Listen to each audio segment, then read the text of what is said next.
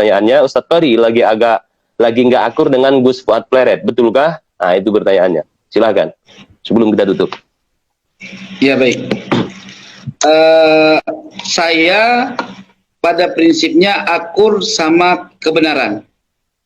Nggak bakal akur sama yang sifatnya ilustrasi ya.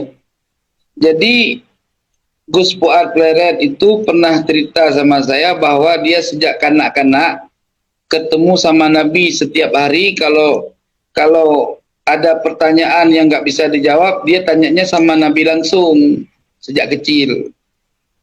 Nah, itu saya anggap ilustrasi. Saya nggak tahu itu benarnya gimana kan, tapi saya anggap ilustrasi. Jadi mungkin yang dia temukan bukan Nabi ya.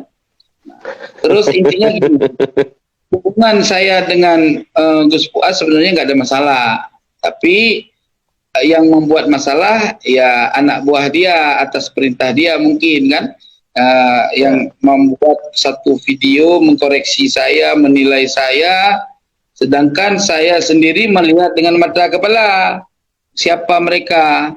Nah, maka oleh sebab itu jangan pancing-pancing gitu. Kalau saya ditembak, saya tembak lagi gitu. Jadi kita tahu semua gerakannya, keilmuannya sudah terlacak sama mata kepala kita. Jadi perdebatannya sebetulnya gini loh. Saya berdebat sama Kiai Imad soal masalah hukum makan kepiting sama makan cumi yang masih warna tinta hitam, ya kan? Prosedur fuqaha itu kan berselisih, wajar lah. Tapi kita sedang memperkuat argumen-argumen hukum. Nah, beliau ini nggak nyambung jawaban. Akhirnya menyatakan sesuatu perkataan yang membuat saya tersinggung dan saya balas.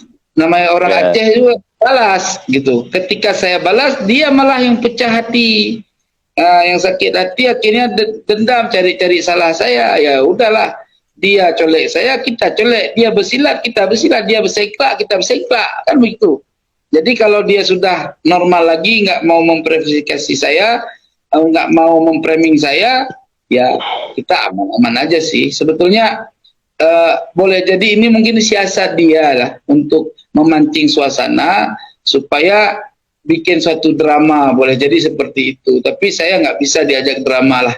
Yang jelas saya apa adanya seperti itu. Jadi selek antara Fuad Pleret dengan saya itu selek pribadi, nggak berhubungan dengan persoalan nasab. Ya, lagi-lagi seperti yang tadi ya. Jadi tidak ada kaitan dengan tesis Kiai Imad.